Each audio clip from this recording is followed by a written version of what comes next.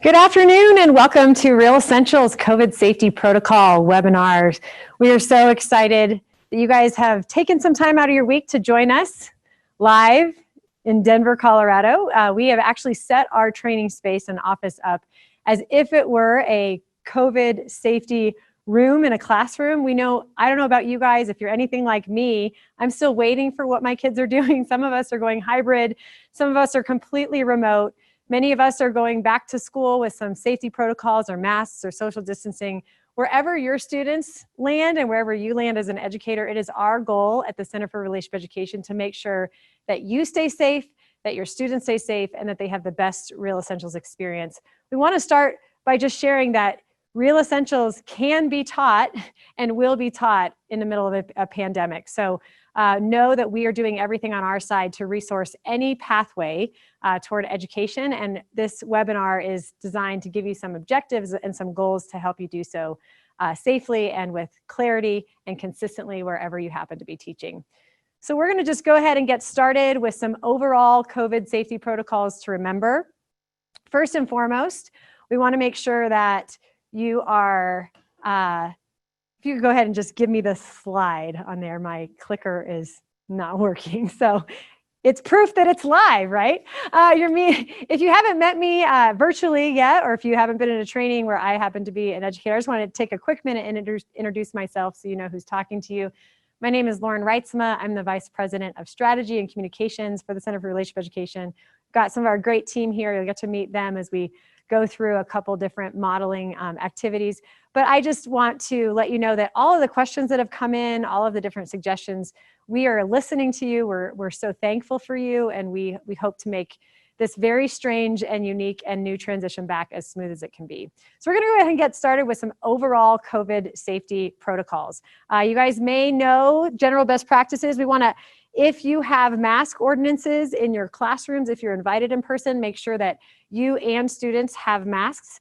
We are not mandated as a curriculum company to set the standards around mask wearing or not, but please listen to the administration, respect and honor the boundaries, and no matter where you stand personally, we always want to honor, as an organization that sets healthy boundaries in relationship, we want to always honor the most strict boundary for the best safety protocols. Also, a best practice, many classrooms probably already have this, but keep this little antibacterial wipes, because with the manipulatives or the principles, if you happen to have them laminated in your toolkit, or if you're using objects for the activities, it's great to just have the kids wipe them down as if you were, wiping down gym equipment after working together.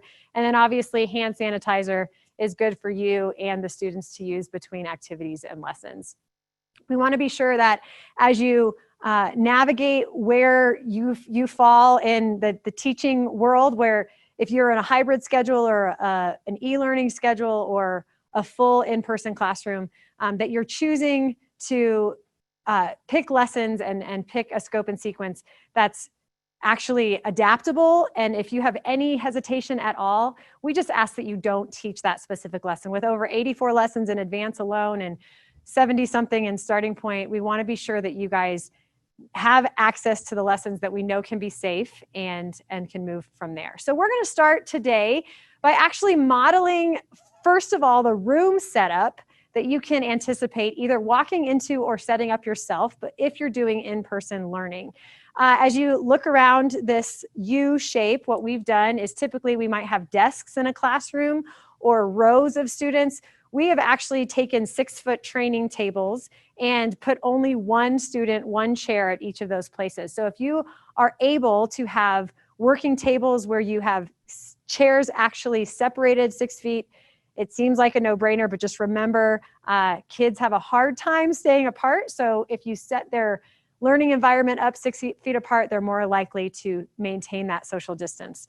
Also, you'll notice on each separate desk or table space, rather than passing materials out or prepping materials from up front and then distributing them to the students with your own hands, one of the best practices we'd like to really enforce for safety is go ahead and take each printable, whatever scope and sequence. For example, we have on these tables, we're showcasing the recipe for success with success sequence. We've got the My Whole Self intimacy little pieces of paper. We have the rock from the decision-making model, and we have the a step of intimacy, for example, or the difference between love and infatuation cards.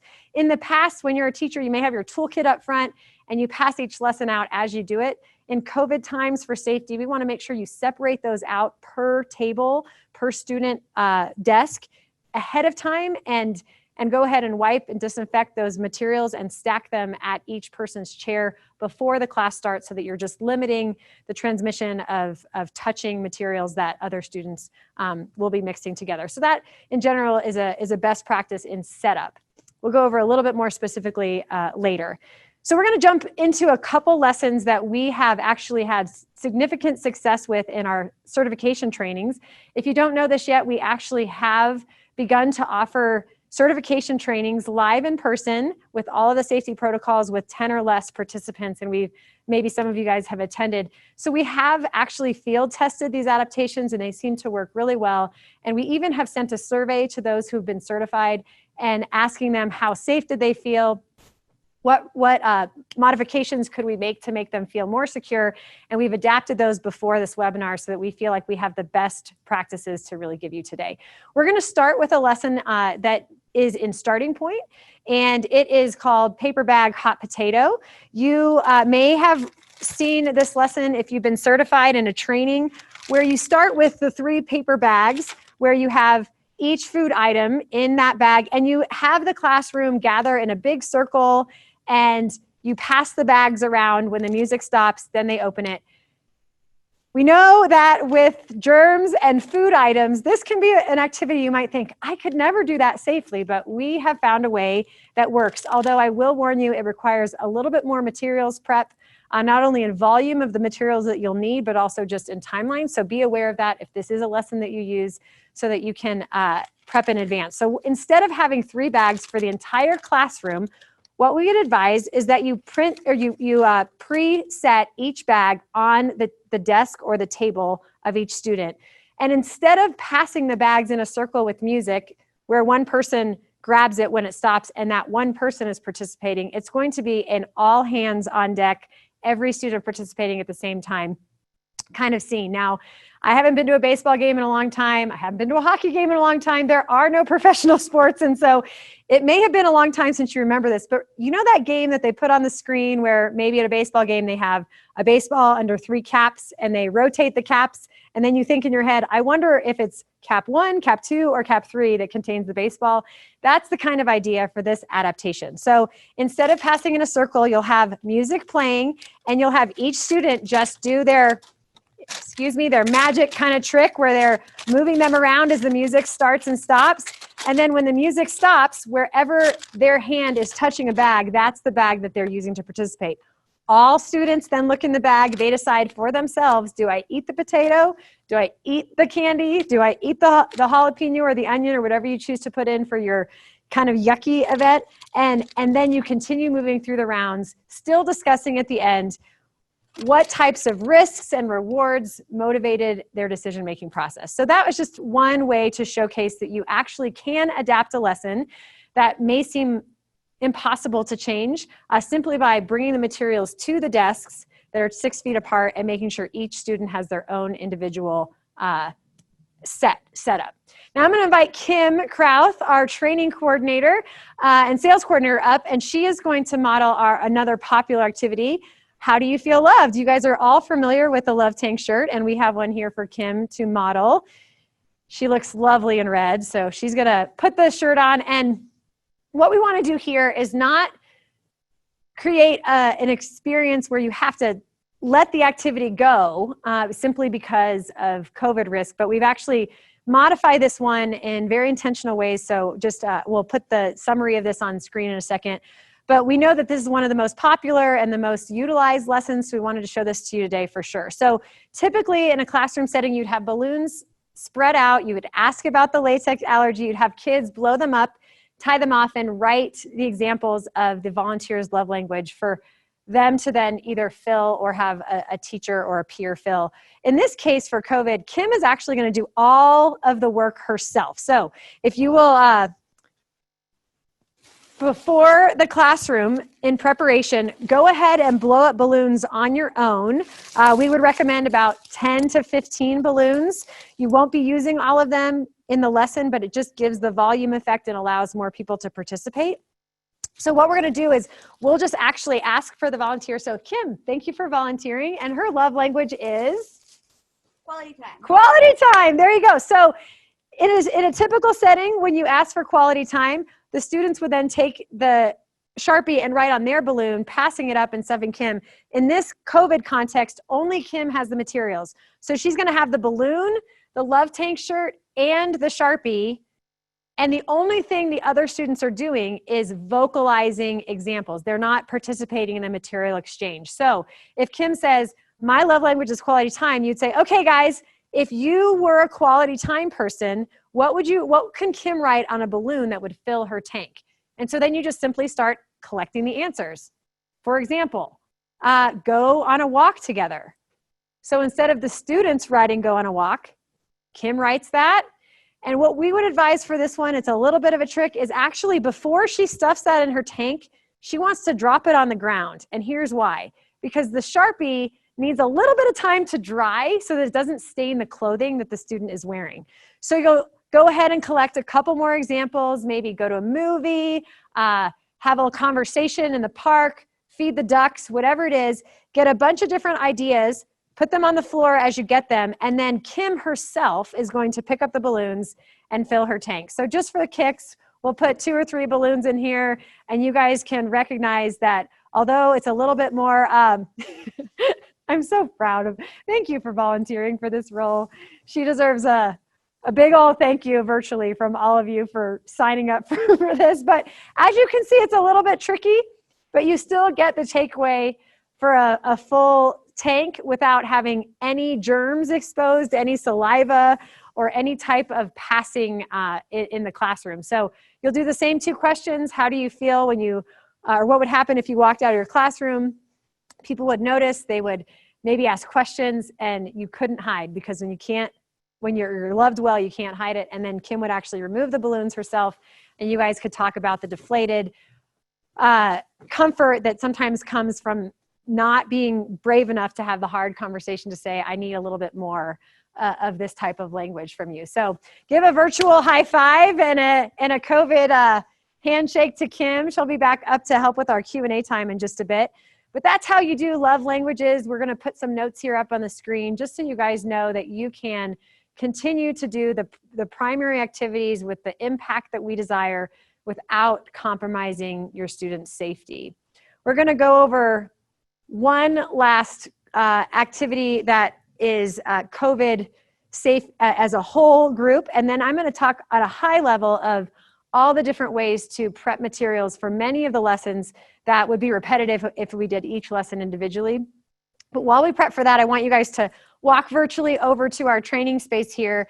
And we know that some trainers have spatial flexibility where they have the space to maybe move desks around, and they have some open space where they could potentially use the floor, or if you're meeting in a gym or in an after-school program where you have access to maybe a larger gathering, even consider creatively an outdoor space or a pavilion. A lot of different guidelines around masking and being able to access safety is being allowed outdoors. And so if you live in a climate that has an outdoor pavilion, or if you can maybe grab the PE teacher and say, hey, could we use the field for a second?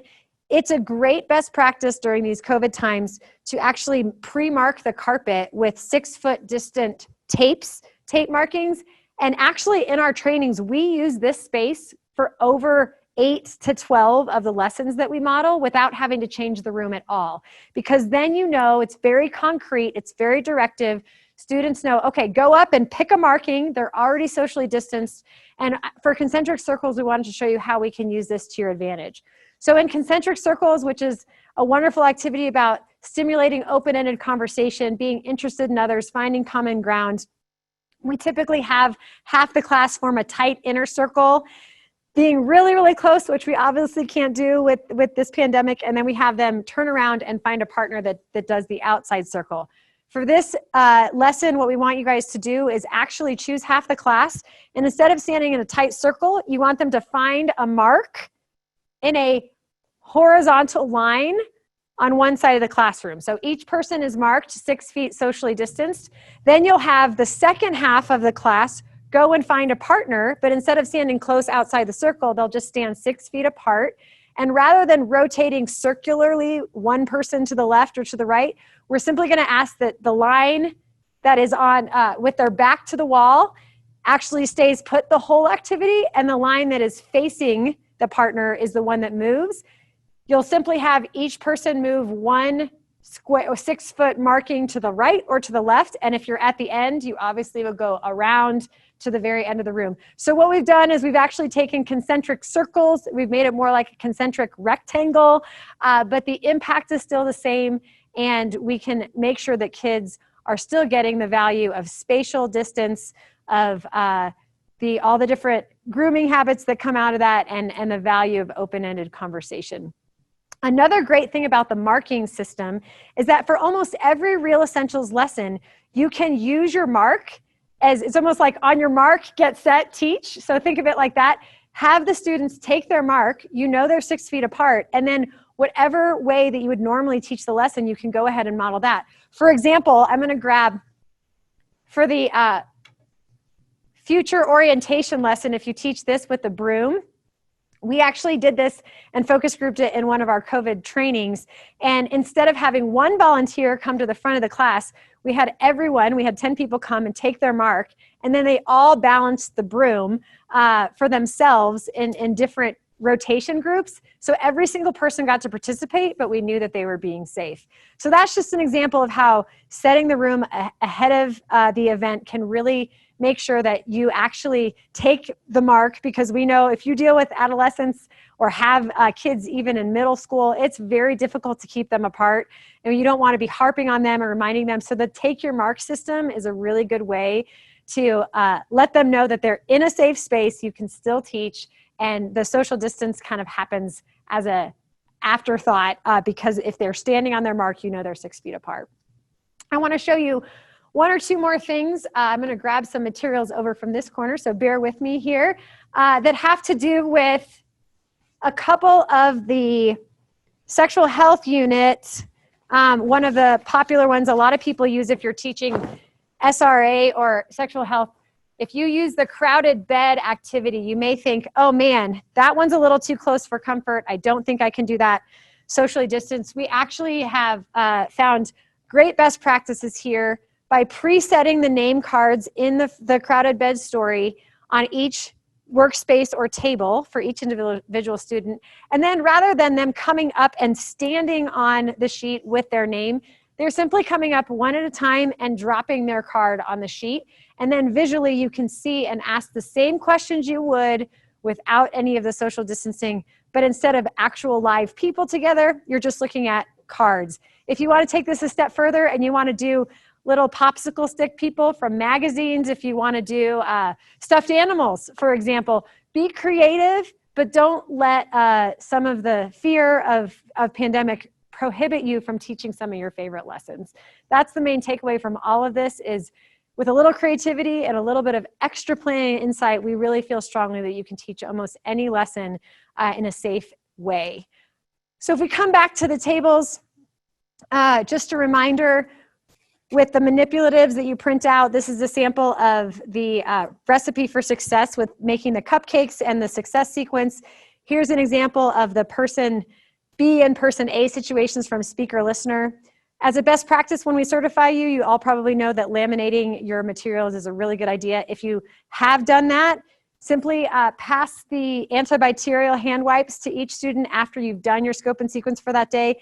Have them wipe off the laminated materials, and then maybe put them into a suitcase or different file folder so that you can go and train your next class knowing that everything has been germ-free and wiped down. As we talk a little bit more about overall best practices, I want you guys to just be assured that if you have further questions or specifics, I'm going to get away from this poll for a second. If you have further specific questions about ones that maybe aren't as straightforward, or maybe feel like there's a little bit more risk associated with it. I'll share a couple ideas with you guys via email at any point in time as you prepare. There is no preparation time that is cut off for you guys. Many of you guys are starting to teach right away in the fall, and some of you guys won't be teaching until the spring. And it's so hard to know with every day changing so quickly what will even look like a day from now, a week from now, a month from now. But our heart is to make sure that relationship education moves forward. It is one of the most valuable tools that kids need right now, especially in a disconnected, isolated, and somewhat even scary time. So as we move on, I want to talk a little bit about those of you guys who may be doing more of a hybrid model or an exclusive remote learning. We have had so many questions come through about remote learning, and it has been our joy to try and navigate how we can best serve you as educators while still maintaining some of the boundaries and the necessity to maintain the best user quality experience and make sure the distribution of our product stays with the certified educator themselves. And so I'm going to go over a couple high-level remote learning announcements and updates, and I want you guys to know that we have this is very top of mind for us, and we know that as we release some of our updated products in this area, many of you guys may have continued questions. So again, please don't see this webinar as your only chance, but just one starting point to start the conversation about how to do it well. When it comes to remote learning, we have two different philosophies. One is you are never prohibited to teach remotely. I want you guys to hear that. You have remote learning capacity to teach as a certified educator any lesson from any one of our curricula as long as it is taught through a live online platform. For example, Zoom or Google Classroom, we want to make sure that you continue to visit our remote learning webinar for best practices with safety and utilizing waiting rooms and things like making sure you have a co-facilitator logged in as an adult, just because of all of the really unfortunate but real frustrations we've seen with kids' safety and people maybe that have been uninvited into Zoom classrooms showcasing information and content that we don't value or support. So just be careful with all those safety protocols. So if you're using a remote learning platform that's live and you're teaching, you can go ahead and do just like we did with Kim. You can dress yourself up in the Love Tank shirt. You can fill yourself with balloons. You can invite some of your friends or family who happen to be in your background. Use your kids for examples. Whatever you want to do in that platform is up to you. If you are somebody who is not able to use a live platform, but really want a remote option, we are continuing our e-learning product. The e-learning right now is currently showcasing 8 lessons from Real Essentials Advanced that have been integrated with worksheets and quizzes and then completion certificates. We've taken some feedback from you guys, and we're going to do 2 things between now and early September to re-release those codes. The first thing we're going to do is we are going to reshoot a couple of the lessons with some facilitation that represents a little bit more diversity and representation in the classroom to make sure both males and females and people of color and people who are white or Asian of any descent have some representation the best that we can. We're going to try and make sure that we diversify our speakers for you guys. That we heard that, we're going to honor that. The second thing we're going to do is a lot of you asked for more lessons, and unfortunately, just based on the capacity for knowing everybody's scope and sequence and really wanting to get the right lessons for all teachers, that has proven to be a little bit difficult. So we're trying to pick the most popular lessons for advanced.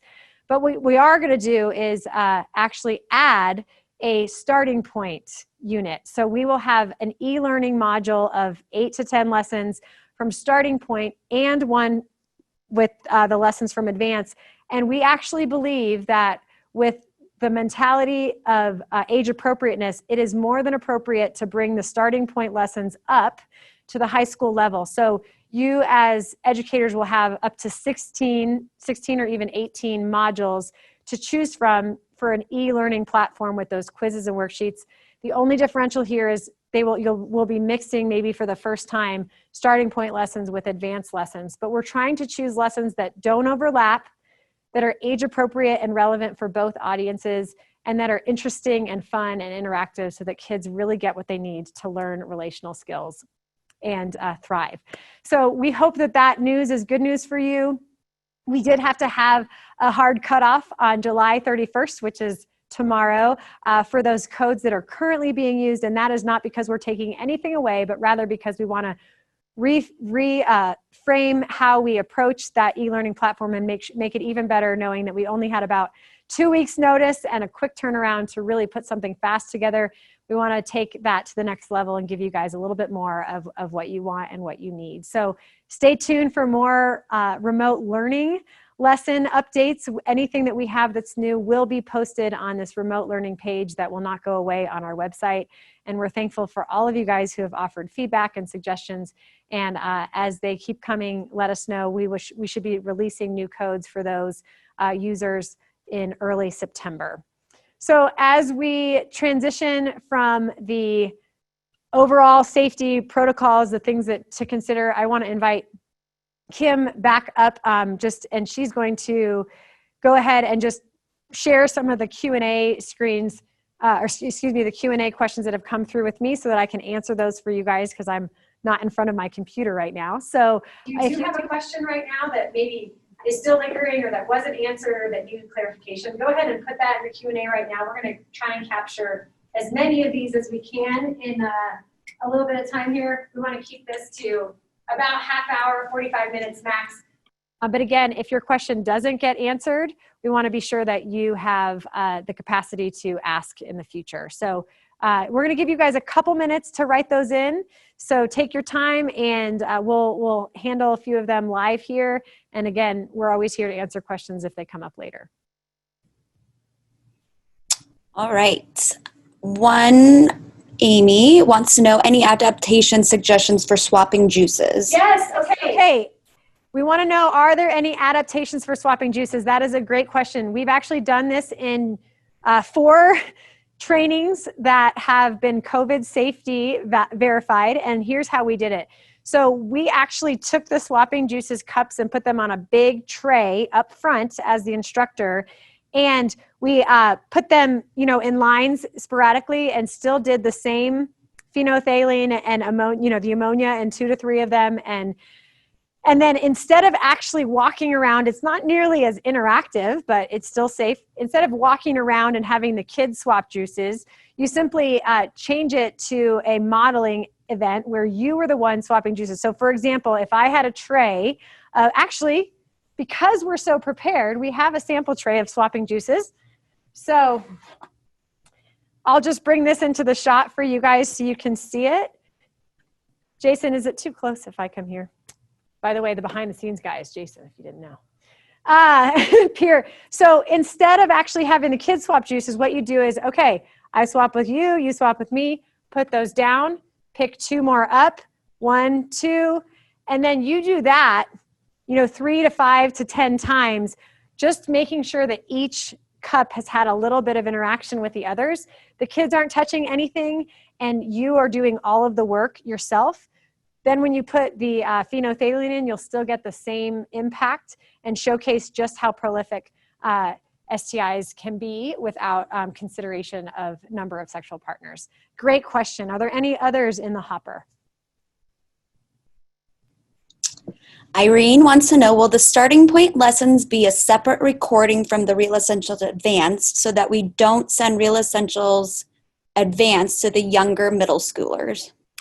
That is a really good question. I want to make sure that we're actually, one of the things we're looking at in this oversight too is even the framework in which we sent the lessons. We did the advanced ones in kind of an index where all of the lessons were on the same link. We're exploring if that's the best way to do that or if it's better to separate them by lesson title. We haven't actually focus grouped that enough to know our exact system that we'll do for the IT support. But what we will say is that we will have definite boundaries and separation parameters so that you would never be in a situation where you're exposing advanced lessons to a specific starting point audience that wouldn't be ready to digest that information. Julie wants to know, do you have suggestions on how to engage the kids on Zoom? Okay, yes. I love that question. Do you have examples of how to engage the kids on Zoom? Now, this is just so funny because engaging a kid in a classroom can be hard. So try and take them, 8 o'clock in the morning, they've all got their earbuds in, they've got their hooded sweatshirts on, they've hardly eaten breakfast. It can be a big challenge, but one of the things that we found really helpful is we did this actually with a workshop early in the Zoom days when everything was shut down, where we actually had an art contest at the beginning, and we had kids take a single loose leaf piece of paper and fold it like an accordion and color, designs all over it. And that became their COVID mask, virtual mask, if you will. And so they ended up, they did a little crafts project. We played music from our computer so that it was interactive and engaging. And they actually wrote their name on their mask as if it were the template card that you have in the classrooms. And then if they wanted to say something, if they wanted to react, if you were saying, how many of you guys, or put your masks up if, and then every time they raise their mask, they have a colorful, personalized name tag that's over their face. And it just kind of takes light of a really hard situation and gets them engaged. We also have had different contests or different Q&A trivia where you have them, ask a question, or everybody can engage in the Q&A and you pick a random winner. Lots of, there's some great suggestions that can come from the field. Maybe one thing that we'll do as a result of that question is put some best practices together and email that out to all of you guys who are on the webinar today. Zoe wants to know adaptations for communicating effectively from starting point.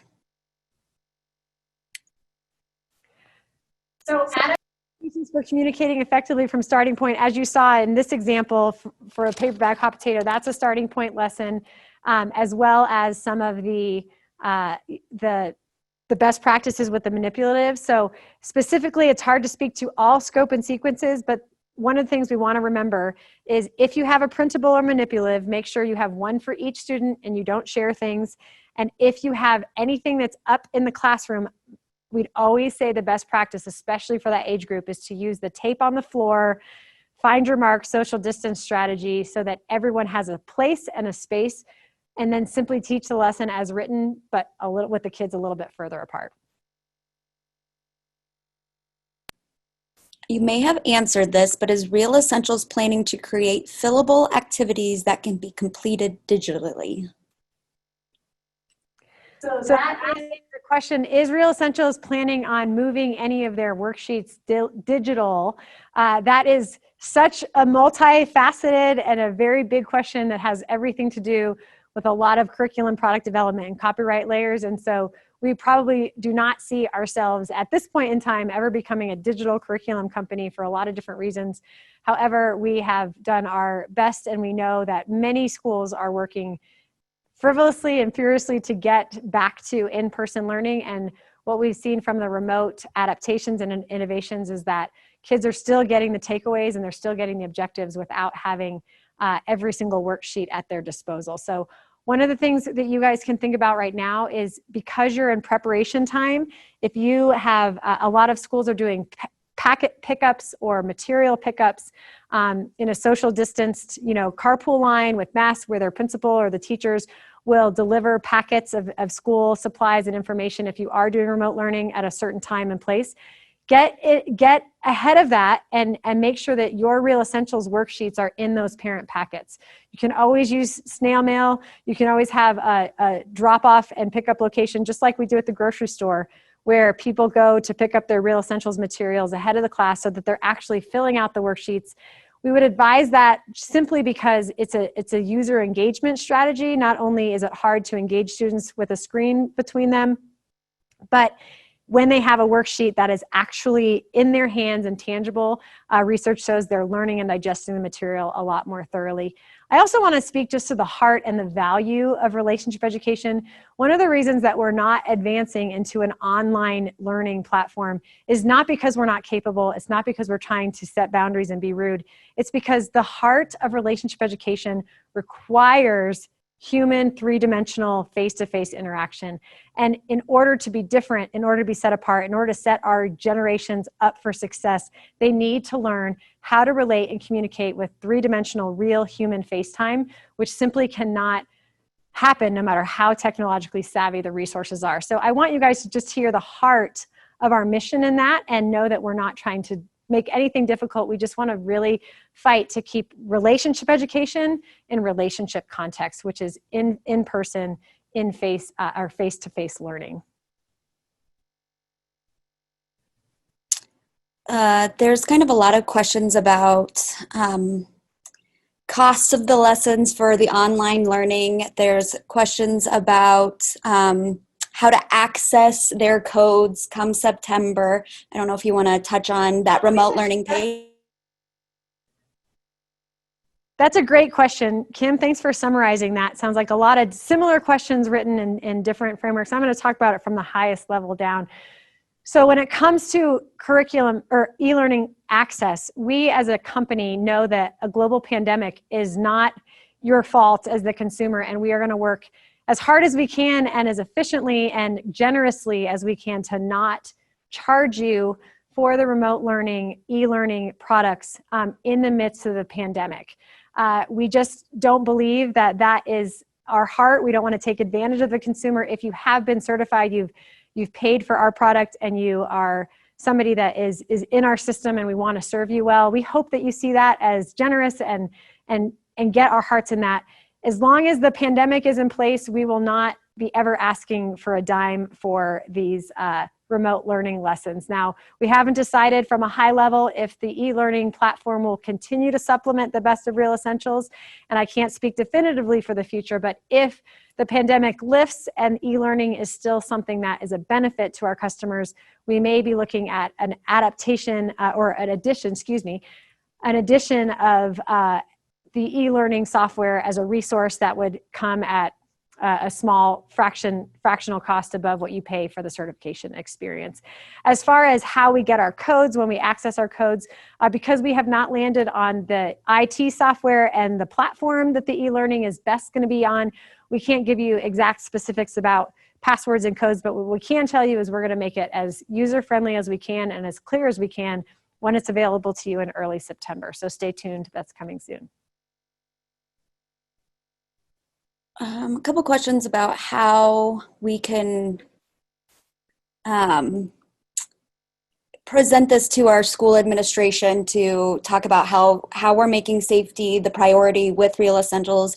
I guess any insight you have on going to administration with that? So the question summarized, how do you go to administration with assurances that you have taken the protocols to keep their students safe? It's such a good question. And we actually have some templates and emails that maybe you guys have received if you have been invited to a COVID in-person training here. So what we're going to do because of that question is I'm going to make sure that we actually craft some language from the curriculum developer's lens that you can send either in an email or in a place, or just have some talking points so that you have the support of our agency and they can feel confident that you're not just blowing smoke, but you're really intentional and can showcase some of the changes. So if you need some CRE credentialed letterhead or something, well, let's think about that. I'm going to write that down as a note and a takeaway, and we can actually send a resource that you can present to administrators and teachers and even parents to say, we're going the extra mile to make sure your students are safe because we really want to teach them with respect and honor. There's quite a few questions about the remote learning as of right now. Will go off tomorrow. I want to throw that out there. You won't be able to access it until September. There's been quite a few questions about that. So it'll go dead essentially for the next month, and then we will pick up again in September where you'll be able to access, and we'll send you codes also. Another question, many of the schools are using programs such as Flipgrid to help engage students, especially for home assignments and group projects. These don't require recorded lessons. How can we support and honor preferred best practices with the schools? So each school has its own standards and protocol that we could never keep up with nationally because every school is a little bit different. But we want to just make sure that your school is participating in their best practices and that you're honoring that of Real Essentials. And we really believe that we've given avenues for a happy medium for both.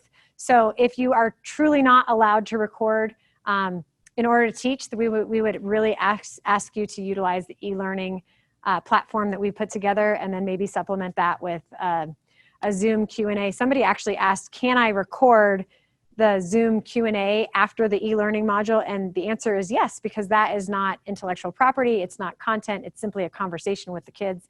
And hopefully that frees you guys from feeling like you can't be within the guidelines of your school district. So I know that these questions are multi-leveled and sometimes require a little bit more one-on-one conversation. So if you feel like you weren't answering exactly how you needed it to be, please reach out individually and schedule a call with either myself or one of our team members that can help. Tips for teaching without worksheets on Zoom. Okay, tips for teaching without worksheets. This is a great, one of the things, we actually just experienced this with some of our adult virtual marriage workshops through Real Essentials, where we typically do retreats with the workbook and everything is beautiful and it all fits together and it works with the slides. And we found great success with this little tip. Before you even start the Zoom, send a materials list to your students that includes two things. It's old school, but it works. A notebook and a pen or writing utensil. And then take your cues from your leader guide and Real Essentials and the step-by-step and the objectives and actually instruct your students. This also increases engagement. So for example, I'm going to use basic needs of the heart. They might not have a pretty worksheet in front of them that has the heart with the 1 to 10, but they can easily follow instructions to say, okay, everyone take your blank sheet of paper and draw a heart. Now, draw 10 lines and number from the bottom to the top, 1 to 10. This is what 1 means. This is what 10 means. You can use your manual to do that. And then they're actually drawing, doodling, and they're creating the worksheet that you have in front of you, and they're actually engaging in the learning. They're listening to you for instruction, and they're getting the takeaways. So that actually is a little bit old school, but we found it really helps with engagement when they're creating the worksheet from your instructions and not just passively regurgitating the information that they're hearing from you. We're going to take about 2 more questions in this time to honor kind of that 45-minute window. And if any questions weren't answered, we're going to be on our computers and customer service minded for the next couple weeks as we on-ramp and get prepared for our own schools. So we don't want to cut you guys off, but we do want to honor the time of those that we're expecting more of a 45-minute webinar. Couple more. Will there be remote learning videos for the sexual health modules? So the question was, will there be remote learning videos for the sexual health modules? There will not be any additional sexual health modules added. However, we do know that Steps of Intimacy is in the advanced one right now, as I think that is the only one that I can recall. I have to go back in memory. But Steps of Intimacy is in there, but we are very, very cautious about putting sexually driven or sexually themed content in a virtual learning experience without some of the checks and balances that we typically get in the classroom for being trauma informed, for keeping students safe, for seeing triggers of emotional abuse or sexual abuse. And so that's not, we actually did that with intention because we're not trying to withhold sexual health information. It's just in a video-based content without that 3-dimensional peer and teacher role. It can be very interesting and leave kids in a vulnerable place without the support that they need face-to-face. So we're hoping that if you do teach from the sexual health unit, you would really take into account a virtual counselor or utilize some of the safety protocols that are on our best practices to make sure that you're not triggering students in their homes where they don't have access to you for support. Last one. One thing quickly, this will be posted on our website. So there's been a lot of questions if this will be posted again later. It will be on our website. Just the last question is a suggestion. In order to find out which Real Essentials lessons are most popular in order to make e-modules of them, have you considered taking a poll to ask curriculum users? Whichever lessons get the most votes can be created into an e-module. That is a great suggestion. I will say there's a lot of variance in how you use Real Essentials. Some teach it for SRA, some teach it for suicide prevention, some teach it for conflict resolution, some teach it for bullying and prevention. And so it would be really a favorable opportunity, but it might create some bias in the niche in which people are teaching it. So what we're hoping to do is get back to, obviously, hope is not a strategy, and we all don't know how long this pandemic is going to last, but we can assume that it's not going to last forever. And our hope is to get back into the classroom and be able to not rely on the e-learning modules to disseminate the information, but use it as a really innovative and a really thoughtful way to fill in the gap while we're waiting. But really our main goal is to get you guys back in front of those students so you can teach the way that the certification model is designed to thrive. Hey everyone, I know that there are other questions that didn't get answered. We're going to try and feed those through as a team and get those out on email. Yes, the answer Kim mentioned, the answer to the question is, will this be recorded? It absolutely is being recorded and will be posted on our remote learning site. So if you or colleagues weren't able to log on this Thursday during this time, we want to make sure that you get access to that. And as always, thank you guys for being Real Essentials customers.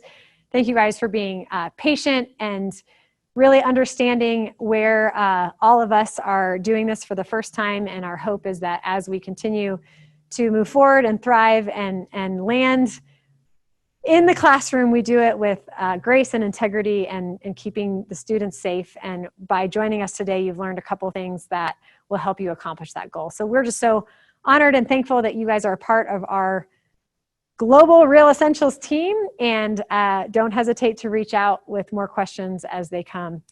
Good luck with the semester. We know it's not going to be easy, but it's going to be new, and we're all in it together. Thanks for what you do. Stay safe.